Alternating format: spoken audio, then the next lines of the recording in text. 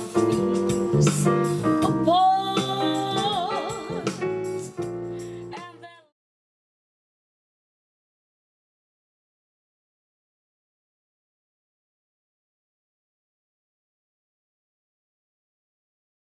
Josephine's Restaurant and Catering. We offer lutong bahay Filipino dishes and desserts. Try our crispy pata, lumpiang Shanghai, pancit palabok, rellenong manok, and many more. We serve halo-halo, leche flan, and other traditional Filipino desserts. For events and special occasions, Josephine's also offers catering services and takeout party trays. For authentic Filipino cuisine and true Pinoy taste, try Josephine's Restaurant and Catering, 2650 Main Street in Vancouver. Dollar Smart 99 cents App Store, located at 4811 Diesel Beach Way in Richmond. Telephone number 604-207-0072.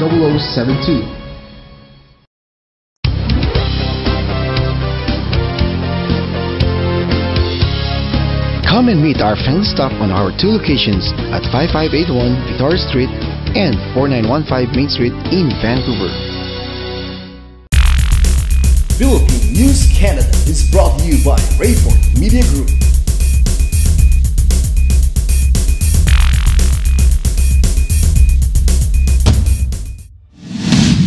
Hello mga kabayan! Narito na ang pinalawak at pinalakas na coverage ng Balitang Vancouver nationwide.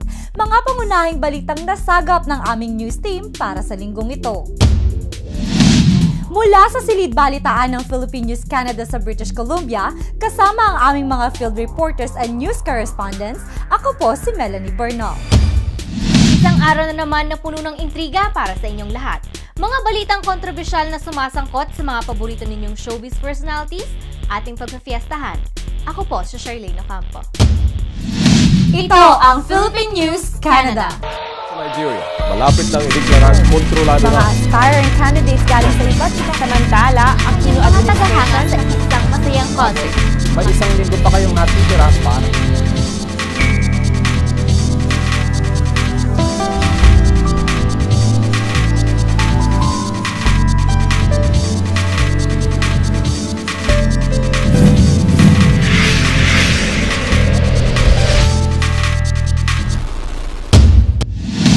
Narito na ang mga pangunahing balita para sa linggong ito. 24 na milyong dolyares para sa mga bagong immigrant sa Canada. Black Pencil Project, muli na namang nagpadala ng mga lapis sa Pilipinas. Coco Martin, matagal pa bago mag-asawa. $24 million ang ipinangako para sa maraming immigrants sa darating sa Canada para sa paghahanda upang sila ay maisama sa kanilang bagong komunidad. Ito ay ayon sa resulta ng isang pinalawak na mga serbisyo para sa mga bagong immigrants. Ito ay ayon sa Citizenship at Immigration Canada. Narito ang report.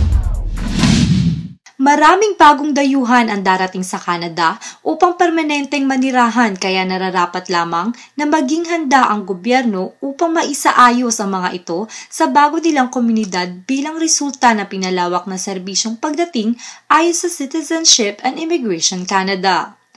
Noong April 13, ipinahayag ni Citizenship and Immigration Minister Chris Alexander na 24 na milyong dolyares ang ilalaan para mabigyan ng mga bagong dayuhan ng daan para sa mga impormasyon at serbisyong bago nila lisanin ang bansang kanilang pinanggalingan.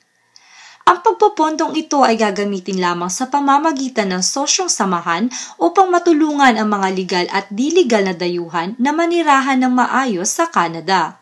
Ang mga pagpupulong pangkaalaman ay daan upang mas lalong maunawaan ng mga bagong dayuhan ang tunay na buhay sa Canada. Makaisip ng mga paraan kung paano magagamit ang talento at kaalaman nila sa kalakalan ng Canada at makagawa ng mga koneksyon sa iba't ibang sektor ng gobyerno. Ang gobyerno ng Canada ay nakatutok sa paglilikha ng mga trabaho at pagtataguyod ng pag-angat ng ekonomiya habang tinitiyak nila ang lahat ng mga bagong dayuhan ay magkakaroon ng pagkakataon na magamit ang serbisyo at programa na gagarantiya ng kanilang matagumpay na paninirahan sa Canada. Ito, nakakahanga to, Charlene. Ano yun? Kasi may, yung mga grupo ng photographer dito sa Vancouver, nagpadala na naman sila ng lapis at cash sa Pilipinas para sa kanilang Black Pencil Project. Oo, dito sa Vancouver yun, diba? Yes. O, nabalitaan ko yan. Ito kasi ang kanilang paraan ng pagtulong sa ating mga kababayan, lalong-lalo na sa mga mag-aaral na mahihirap. Yes. Kaya ito, panoorin natin. Masayang ibinalita ng grupo ng Black Pencil Project ang kanilang ipinadala ng mga lapis at pera sa Pilipinas sa tulong na rin ng Sea Cargo sa Surrey. Ayon sa kanila, malaki ang kanilang pasasalamat sa patuloy na suporta ng ating mga kababayan dito sa Canada at lalong-lalo na sa Vancouver para sa proyektong ito. I met John Corbera a few years back through our photography association, and he's really involved with the Black Pencil Project, and I want to give back also to my society, to Filipino community. So I slowly I getting involved with him, and I met him and know more about him and what he wants and his ideas, and I really like it, and so I decide to support him all the way. So the first time we have a pencil for a shoot, and then after that, it's a good feeling to give back to our community. So after that, and we make another project that's to raise money, so we could give cash to the Philippines for the children. So, and kudos to John Corbera because he's really behind of all these Black Pencil projects in Vancouver. We raised $1,000 for Black Pencil project last time. Yes, thank you. I hope it's gonna get bigger and bigger every year. Hi, I'm Paulo Cabasal. I got introduced with this kind of project through our photography club here in Vancouver. So through John Corbera too. And initially, me and my wife are looking for a project that we could, send to the Philippines and help other, When we introduced to this kind of project, me and my wife really got, interested with it.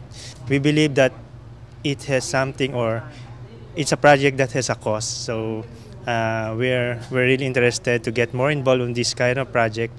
So I believe this Black Pencil project, we're sending this to the Philippines. The reception of this project, they will gonna receive that directly. So yeah, we're really interested in it. I came into this Black Pencil project to raise awareness to the schools in the Philippines and that needs pencils, so to encourage them to go to school. I believe this per box, roughly around 100,000 pieces to 120,000 pieces.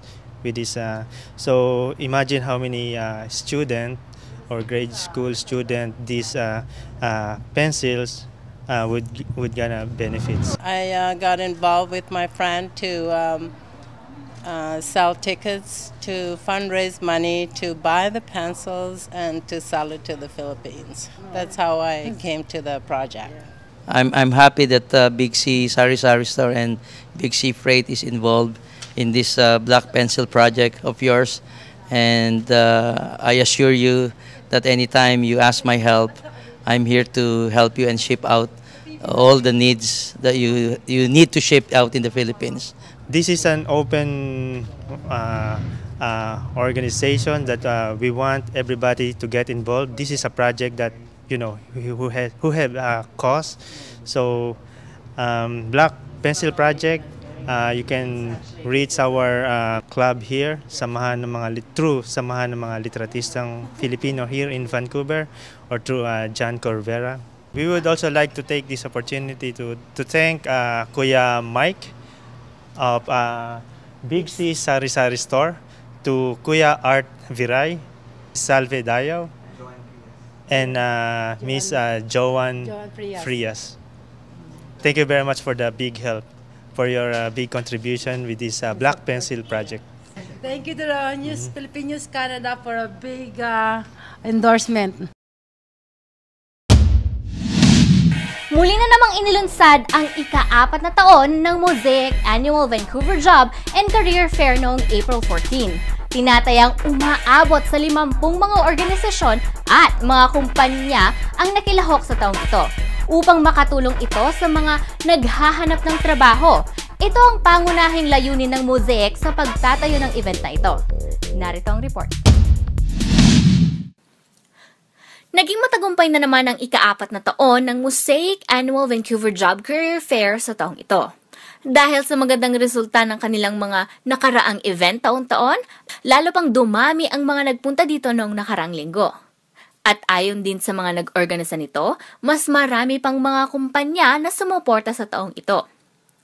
Oh, this has been a fabulous experience, and we're so glad we were able to be at this career fair. We had an opportunity to sponsor and put on a series of career preparation workshops, and we're seeing great results and great candidates, amazing experience. So we're excited about the quality of applications we're receiving. We've been lined up 3 people talking to job seekers non-stop since the doors opened, and it's not letting up, so I expect we're going to see hundreds. Yeah, we've done a few hiring fairs with Mosaic. It's always been good. We've definitely recruited lots of people through these hiring fairs. Today, I mean, we must have gotten over 300 resumes already, and it's definitely great exposure for our company and introduces us to a different group of people that maybe wouldn't know about our company otherwise, yeah. Well, thank you so much, Balitang Vancouver, for actually joining us at our 4th annual Vancouver Job and Career Fair. This is actually our biggest job fair here in the city, and so we're really very excited to be hosting this for our employer partners, our community partners, and definitely providing the opportunity para sa ating mga kababayan, sa atin at para sa lahat. No, whether you're an immigrant, whether you're a citizen here in Canada, dito sa BC, this is for everybody. So I'd really like to just extend my appreciation for all those who have come out to support us. Sa lahat ng mga dumayo dito sa ating job fair, nandito kami hanggang alas 4. And this is a full day event, as it is always every year. So we're expecting actually as much as 4,000 people to come out here this afternoon, this whole day this afternoon already. We started out with about 1,000 this morning. So napaka-busy nitong job fair na to. Right now, we actually have 54 employers and representing various sectors. And among the sectors that we have here are in health, business IT, we actually have retail, we have the hospitality, so you name it. This is our annual event. It's a job fair that we have in the community. And really our main purpose of this job fair is to bring the employers together. We have over 50 employers here today, and we're expecting close to 3,000 job seekers. And our goal really is to link the people who are looking for work to potential employers. This is an opportunity where someone who's looking for work can sit across at a table of a company that is hiring, speak to their human resources people. Sometimes they may have to go back and fill out the application online. However, they can ask questions and they can introduce themselves. They can make an impression to the human resources people. Nag-stay na po ako rito, nakatira na po ako dito sa Canada, Canadian citizen ako for almost 10 years. Actually, this event is so nice. Maganda tong event na to para po makakita ka ng trabaho, lahat ng opportunity and dito. It's so nice, wonderful. And then because ang hirap kasi ngayon maghanap ng trabaho without this event, it's so very hard.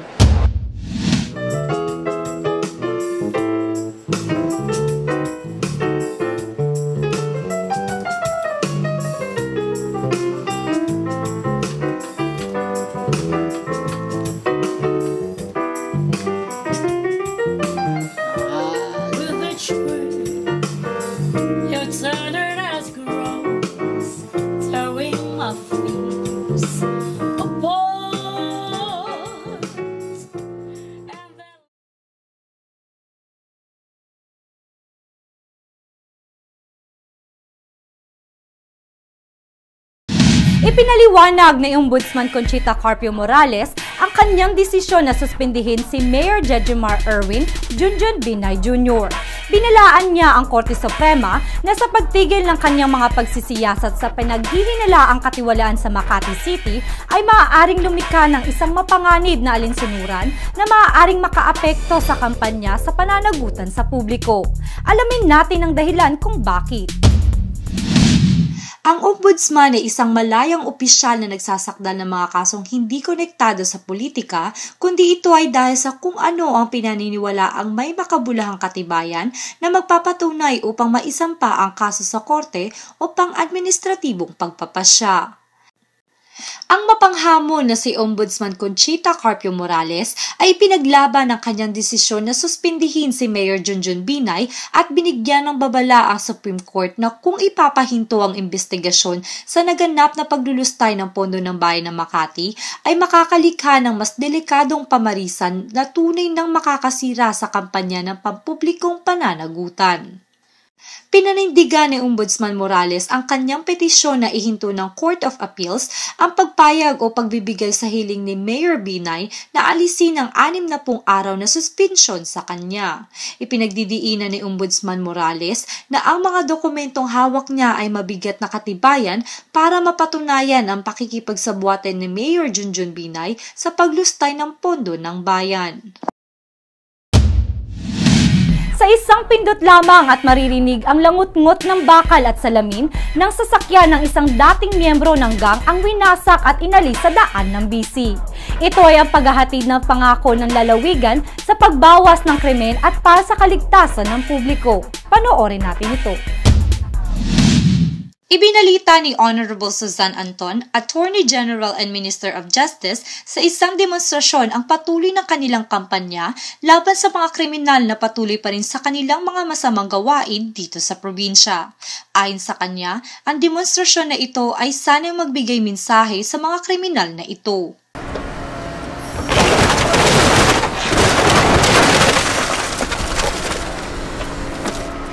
This is part of our civil forfeiture program. What we had was a vehicle. The office had confiscated it. It had been used in gang activity. Sometimes those vehicles are repurposed. You can see the one over here that has the signage on it. That's used to bring education to people, particularly youth, around the dangers of gang life. Sometimes the vehicles which are taken in are not suitable for reuse. They can't be sold. They can't be used in another purpose. So they come out here to ABC Recycling, and you saw the vehicle being crushed. That's the end of that vehicle. It's taken off the street, it's taken out of gang activities, and it's now a cube behind us. The importance of this event and for the Civil Forfeiture Office in BC is that it gives police another tool in our toolbox in order to fight gangs and organized crime. And the message that should come today from this event is really quite simple. Not only do you risk going to jail, not only do you risk potentially losing your life, losing your friends, losing your loved ones, but we as the police will take your stuff away from you. So if your ill-gotten gains help fuel your life of crime, we're going to look to take that away. And like this car has been crushed today, that's a metaphor for what we're going to do. We're going to crush that. And we want to crush crime in BC. Ang pagsusuporta sa organ donor ay mas madali na. Salamat sa isang bagong pagsasanib sa pagitan ng BC Transplant at ng 61 mga lokasyon na nagseserbisyo sa buong probinsya. Ang pagsasanib na ito ay inumpisahan noong 1 taon sa pangunguna ni MLA Greg Carlo ng SureSwap. Narito ang detalye sa report na ito. BC Transplant, as you know, is the provincial agency that handles all aspects of organ donation across BC. We are very pleased to work with Service BC on this initiative, and we know this will make registering your decision on organ donation easier for every British Columbian. Sa kasalukuyan, mahigit sa 95% ng mga British Columbians ang sumusuporta sa organ donation, pero nasa 20% lamang ang nakarehistro na maging donor. Kaya naman, sa bagong tinayong programang ito, mas mapapadali na ang pagpaparehistro ng mga interesadong sumuporta dito. Sa programa ding ito, mas mapapadaling makakuha ng sapat na impormasyon hinggil sa pagiging donor at sa kahalagahan nito sa ating lahat. Sa pagsasanib na ito na inumpisahan pa noong 1 taon sa pamumuno ni MLA Greg Carlo ng SureSwap ay nabuo dahil sa matagumpay na programa sa 4 na Service BC offices sa Dawson Creek, Kisnell, Port Alberni at Salmon Arm. Sa ngayon, meron ng 61 Service BC locations sa buong probinsya. Sa 465 na tao na nasa transplant waiting list, sa pagrehistro bilang organ donor ay maaaring makatulong sa maraming tao. Pwede sa ating kapitbahay, kaibigan, katrabaho o kapamilya. Pero higit sa lahat, malaki ang maitutulong sa mga pasyenteng nangangailangan nito para magkaroon ng pagkakataong mapahaba pa ang buhay.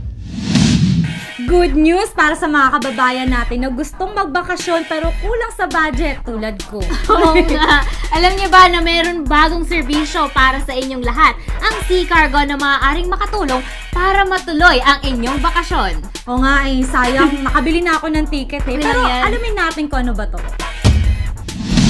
Kasabay sa pagsuporta ng Sea Cargo sa Black Pencil Project, kanina namang ipinahayag ang bago nilang serbisyo na kung saan ay makakatulong ng malaki sa mga kababayan natin na nagpaplanong magbakasyon. Ito ang masayang ipiniwanag ng may-ari ng Sea Cargo na si Miguel Lim. Ito po ay tinatag namin itong book now, pay later para po makatulong sa ating kababayan na hindi po makabayad agad ng kanilang ticket.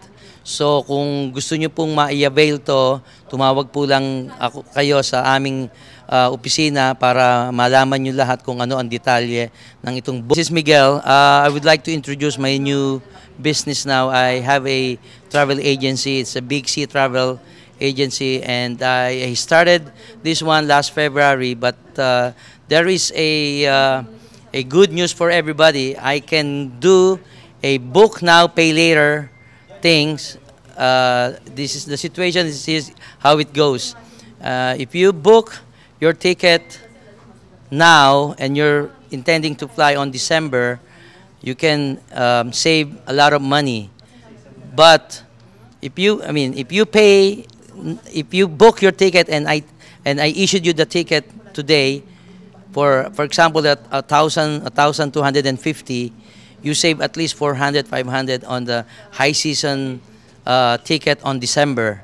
But the thing is, you have to pay me in installment basis, and there is not a requirement, but there is a agreement between the passenger and Big C Travel Agency, and how many months will you pay the ticket. So if you are interested, you can call us at 778-395-2626 or my cell at 604-783-8948. Maraming salamat po. Si Miss Universe Philippines 2015 Pia Works Back ay focus pa rin sa beauty contest, kaya naman iwas pa rin siya sa mga tanong tungkol sa kanyang relasyon sa ating Pangulong Pinoy. Pero ano nga ba talagang score nilang dalawa? Sana naman magkaroon na ng konting pagliliwanag, ano?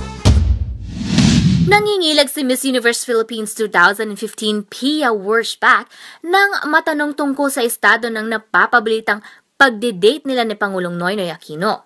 Marso nitong taon nang umamin si Pia na magka-text sila ni Pinoy. Ano kaya ang pakiramdam na nalilink siya sa president ng bansa? Mala-intriga ang mga sagot ni Miss Universe na parang dine-deny na nakaka-date si Pinoy, at sa mga maikling sagot ay parang gusto talagang umiwas sa issue. Bakit kasi hindi na lang natin siya suportahan muna sa kanyang laban for the Miss Universe 2015 kesa intrigahin, di ba? Kakaloka naman. Kapag lumabas naman daw sila ay palaging grupo. Pero nang matanong kung ilang beses na silang lumalabas, medyo nag-ibang tono ng boses ni Pia. Siyempre, marami na talagang curious sa status ng kanilang relasyon. Sabi naman ni Pia, "Well, I don't think you know kung gaano ko man siya kadalas makita. It has nothing to do why we're here today," ika nga ni Pia. Wala din siyang issue regarding kay Chris na boto siya sa kanya. Well, malaki naman daw kasi ang influence sa mga Aquino at mabait sila sa dalaga. Aba? Nagpahiwatig na si Coco Martin na bahalak daw niyang magpakasal sa edad na 35 to 40. Ito ang kanyang pahayag sa Philstar noong nakaraang linggo. Ano kayang dahilan niya at bakit parang medyo late na yata yung edad na yun para magpakasal? Dapat malaman natin ito. Kamakailan lang naging successful ang latest movie ni Coco Martin at Tony Gonzaga na pinamagatang You're the Boss. At masaya naman ang aktor sa nalalapit na kasal ni Tony bago pa man matapos ang taon dahil isa rin siya sa mga kinilig sa pag-propose ng boyfriend ni Tony. Samantala, pagdating naman sa paglagay sa tahimik ay mukhang matatagalan pa raw ang aktor para dito. Isang balitang nakakaloka talaga dahil ayon sa aking source, balak din magpakasal ni Papa Coco sa age na 35 to 40 years old. Naku, sino kaya ang maswerteng dilag? Ayon kay Coco, mag-aasawa siya pag ang kanyang family and financial ay stable na, para naman hindi mahirapan ang mapapangasawa niya in the future. Dahil sa ngayon, ang family niya ang kanyang priority at kaya naman puro work itong si Coco. Ngayon ay 33 years old na ang binata at naniniwala si Coco na makapag-aasawa rin siya sa mga susunod taon. Honestly, gusto ko 35 to 40 years old kasi ganun naman ang lalaki, di ba? Kasi mas importante na mas handa ka sa whatever financial sa future mo kesa hahabulin mo yung edad mo. Tapos para kaming magkabarkada ng anak ko pero wala naman ako sa kanya mapakain. Mas gusto kong maging maayos ang lahat, giit pa ng aktor. At bago naman tayo magtapos, nais lang po namin pasalamatan ang aming sponsor na Cabelin Sweets Restaurant and Catering. Naku, maraming salamat po sa inyong hinandog na pagkain sa linggong ito. Maraming salamat. Napakasarap. Yes. At para naman sa laban ni Pacman, naku, exciting. Sa May 2nd na yan at malapit na talaga ang laban. Kailangan may support na tayo dyan, di ba, Melay? Yes. Yan na? Isang bayan para kay Pacman. Yes. At dito na naman nagtatapos ang aming balita para sa linggong ito. Kung kayo ay may mga komento, mga issue o balitang nais ninyong ibahagi sa aming programa, ang PNC ay bukas para sa inyong lahat. Maaaring mag-email lamang po sa balitangvancouver@gmail.com o tumawag sa 604-588-6397. Maraming salamat po sa inyong walang sawang pagsubaybay at pagsuporta sa aming programa. Hanggang sa muli. Ako po si Melanie Bernal. At ako naman po si Charlene Ocampo. Ito ang Philippine News Canada. Nako, maraming Pilipino ngayong maghahanda na. For sure. Saan ka ba nanood? Pag-iisipan ko kasi ang daming dynamite.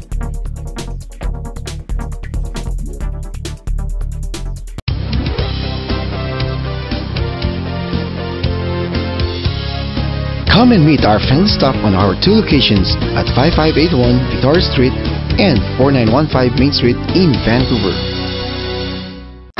Dollar Smart 99 cents App Store, located at 4811 Diesel Beach Way in Richmond. Telephone number 604-207-0072. Josephine's Restaurant and Catering. We offer lutong bahay Filipino dishes and desserts. Try our crispy pata, lumpiang Shanghai, pancit palabok, rellenong manok, and many more. We serve halo-halo, leche flan, and other traditional Filipino desserts. For events and special occasions, Josephine's also offers catering services and takeout party trays. For authentic Filipino cuisine and true Pinoy taste, try Josephine's Restaurant and Catering, 2650 Main Street in Vancouver.